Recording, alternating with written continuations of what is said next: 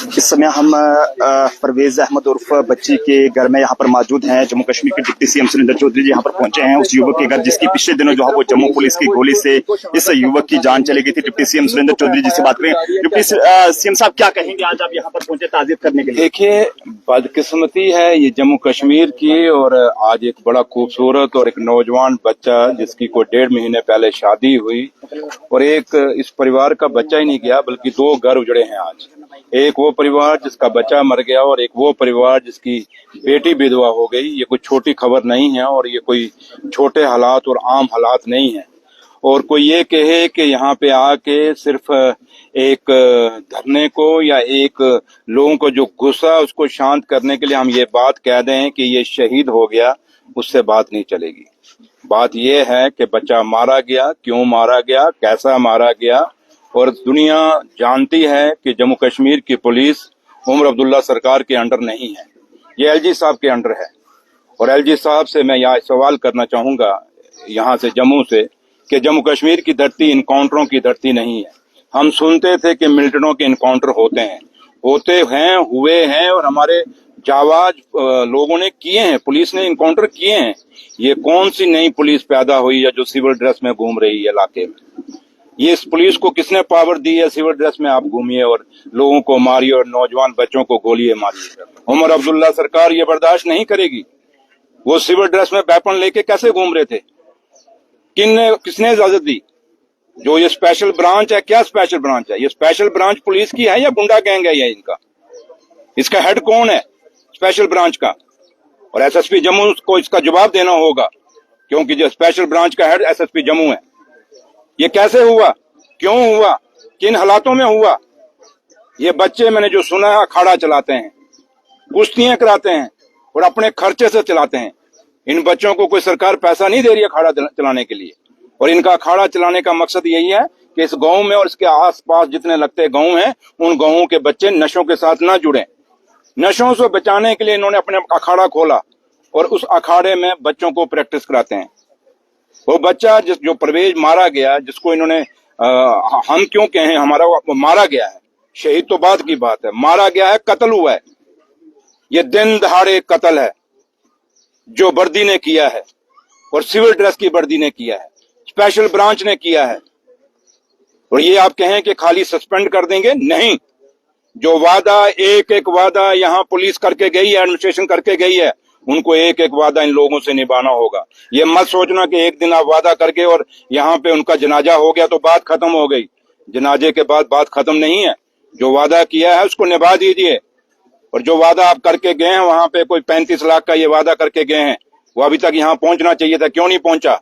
ये पुलिस खुद कह के गई है। अगर नौकरी की बात कही है तो अभी तक वो नौकरी का ऑर्डर क्यों नहीं पहुंचा? ये पुलिस कह के गई है। क्योंकि अगर उमर अब्दुल्ला सरकार ने कहा होता तो ये दोनों चीजें हमें अभी इनके घर में अपने हाथ से लेके आता। इसलिए ये वादा नहीं चलेगा। या खाली लोगों के बीच में आके ये कहें ये शहीद हो गया है, नहीं होगा। हमारी बहू बेटियों और हमारी माताओं को खाली आप दिल से, जब पहले उनके बच्चे को कत्ल करेंगे और बाद में दिल से लगा के और बोलेंगे ड्रामा करेंगे, ड्रामा नहीं चलेगा। जम्मू कश्मीर पुलिस का नाम हमेशा उग्रवाद को खत्म करने के लिए हुआ है। जम्मू कश्मीर पुलिस का नाम कभी भी आम आदमी को मारने के लिए कभी नहीं हुआ है, और ना किया है और ना होगा और ना होने देंगे। ये मैं आपको कह के जाता हूँ। इसलिए मैं एक ही बात कहूंगा, क्योंकि ज्यादा बातें रखने का कोई फायदा नहीं। मैं यहाँ से एक ही बात कहना चाहूंगा, मुझे बड़ा दुख हुआ, इतना खूबसूरत, इतना नौजवान और सबसे छोटा बच्चा, क्योंकि माँ का लाडला होता है, वो बच्चा मारा गया है। उसकी पूरी इंक्वायरी होनी चाहिए।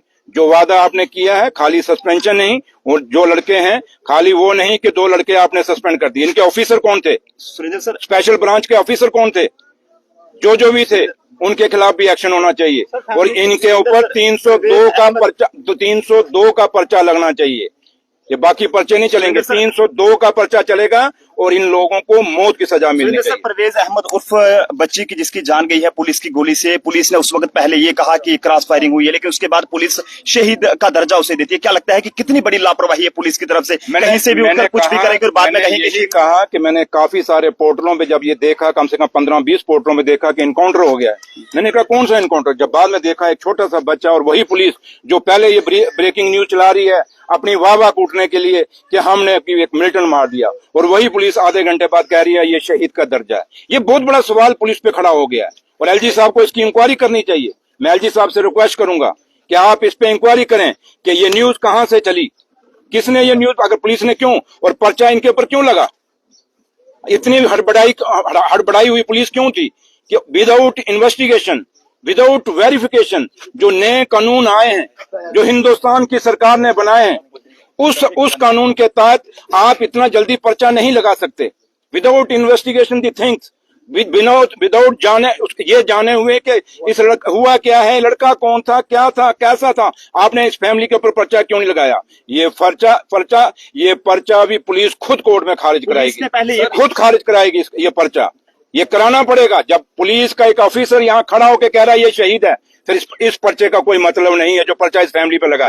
ये पर्चा खारिज करिए और जो लोग, वो स्पेशल ब्रांच के जो लोग हैं, वो लोग, उनके जो हेड हैं, जो उनके इंचार्ज हैं, चाहे वो कोई भी ऑफिसर है, चाहे वो डीएसपी है, एसपी कोई है, उन पे पर्चा लगना चाहिए, 302 का पर्चा लगना चाहिए और वो अंदर होने चाहिए। बच्ची के बारे में बात करें तो उनके परिवार वालों का ये कहना है कि पुलिस द्वारा उसे सस्पेक्टेड नशा तस्कर कहा गया, लेकिन परवेज अहमद के खिलाफ कोई भी पर्चा नहीं है। अभी मैंने कहा ना, ये बड़ी, मैं तभी कह रहा हूँ एलजी साहब को पूरी इस फैमिली की इन्वेस्टिगेशन, जब ये फैमिली खुद अखाड़ा चला रही है, मैंने शुरू में कह दिया, जो फैमिली अखाड़ा चला रही है, बच्चों को कुश्तियां करा रही है, नशों से दूर करना चाहती है, वो फैमिली नशे के बारे में कैसे सोच सकती है?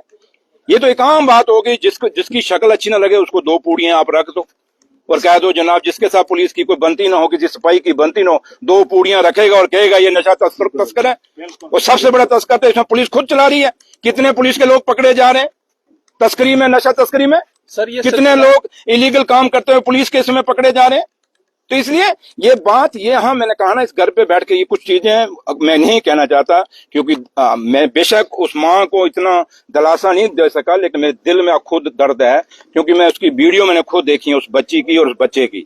वो दोनों मियाँ में भी कितना, मैंने कहा कि मैं आया हूँ, कुछ चीजें पुलिस यहाँ वादे करके गई है, 2 चीजें नहीं चल सकती बराबर की, इसलिए मैं वापस जाऊंगा, ऑनरेबल चीफ मिनिस्टर साहब से बात करेंगे। फिर कल जावेद राणा साहब खुद हमारे ऑनरेबल मिनिस्टर यहाँ पे हुए थे, तो हमारी जो पार्टी की लीडरशिप लोकल जो है वो यहाँ पे इनके साथ खड़ी है, जमील साहब वगैरह सारे खड़े हैं, तो इसलिए बशीर साहब वगैरह, तो इसलिए मैं आपको एक ही चीज कहता हूँ कि यहाँ सियासत का मुद्दा नहीं है। यहाँ कुछ आगे ड्रामा करते हैं, बोल के चले जाते हैं, उन जो कल आके यहाँ ड्रामा करते हैं उन्हीं की तो पार्टी कह रही है कि इस पर्टिकुलर कम्युनिटी के लिए कह रही है वो कि ये नशा तस्करी करते हैं। भाई किसी के माथे पे आप कैसे सर्टिफिकेट दे सकते? किस पार्टी को किसने इजाजत दी? क्या बीजेपी को किसने इजाजत दी कि आप किसी कौम को कह दो ये नशा तस्कर है? कितने लोग हर कम्युनिटी के अंदर नशा तस्कर हैं, आप किसी एक कौम को नहीं कह सकते। जम्मू कश्मीर का भाईचारा देश और दुनिया में जाना जाता है। इस भाईचारे को जोड़ने के लिए हमेशा नेशन कॉन्फ्रेंस आगे रही है, डॉक्टर फारूक अब्दुल्ला साहब की कोशिश रही है, ये शेर कश्मीर शेर महमूदुल्लाह के टाइम से है, और आज उमर साहब की भी यही कोशिश है। हिंदू, मुसलमान, सिख, ईसाई जो जम्मू कश्मीर का इकट्ठा रहे, एक मुठ रहे, एकजुट रहे, और ये कोई हमारे भाईचारे को तोड़ने की कोशिश करेगा, ये बीजेपी के लोग हम बर्दाश्त नहीं करेंगे। Thank you. सर, एक आखिरी सवाल, ये बिल्कुल, जम्मू कश्मीर के डिप्टी सीएम सुरेंद्र चौधरी जिस समय यहाँ पर पहुंचे हुए हैं परिवार के बीच, और फिलहाल परिवार को हर तरह की, मैं सारों को एक मीडिया को अपील करूंगा, क्योंकि जम्मू के मीडिया पे बहुत बड़ी जिम्मेवारी है, क्योंकि जम्मू वो जगह है जहाँ शेर और बकरी ने गड्ढा पानी पिया है। आप भी जब कोई न्यूज, बेशक पुलिस आपको कोई न्यूज दे, आप अपनी भी तहकीकात करा करें, आप वेरीफाई करके बगैर मत न्यूज चलाइए। उससे आपको नहीं पता कि एक फैमिली के दिल पे क्या बीतता है, उस परिवार पे क्या बीतता है। इसलिए मेरी मीडिया जम्मू कश्मीर की पूरी जो है, और खासकर जम्मू सूबे की, क्योंकि हमें और जो भी मीडिया है, चाहे किसी तरीके का भी मीडिया, में सबसे अपील करूंगा कि हम किसी के इन्फ्लुएंस में, पुलिस के इन्फ्लुएंस में या एडमिनिस्ट्रेशन के इन्फ्लुएंस में, इवन के हमारी सरकार के इन्फ्लुएंस में भी आके मत कुछ करें। आप वो करें जो इंसाफ है। आपका काम, क्योंकि चौथा स्तंभ है आपका काम है जो सच्चाई है, जो लोगों के हित में है, जो गरीब के हक में है, उसी बात को चलाएं। बिल्कुल, डिप्टी सीएम सुरेंद्र चौधरी जी परवेज अहमद उर्फ बच्ची के घर में यहाँ पर पहुंचे थे, और आपको ये बताते चले कि पिछले दिनों जो जम्मू पुलिस की तरफ से जम्मू के फलाई मंडाल के सूर्यचक इलाके में जो पुलिस की तरफ से गोलाबारी की गई, और उस गोलीबारी में एक युवक की जिसकी मौत हुई है, उसके परिवार से मिलने के लिए इस समय यहाँ पर पहुंचे थे। अब देखने वाली बात है कि आगे के लिए परिवार की किस तरह से मदद यहाँ पर रहती है, लेकिन डिप्टी सीएम सुरेंद्र चौधरी यहाँ पर पहुंचे थे और परिवार के लिए कहा है कि वो इस बात को, इनके जो भी डिमांड्स है उनको आगे तक पहुंचाएंगे ताकि परिवार को इंसाफ मिल सके। फिलहाल आप सब लोग भी अपने अपने सुझाव जो है वो जरूर साझा करें। देखते रहें जम्मू ट्रिब्यून। कैमरा पर्सन अभिषेक के साथ नरेंद्र सिंह ठाकुर, जम्मू।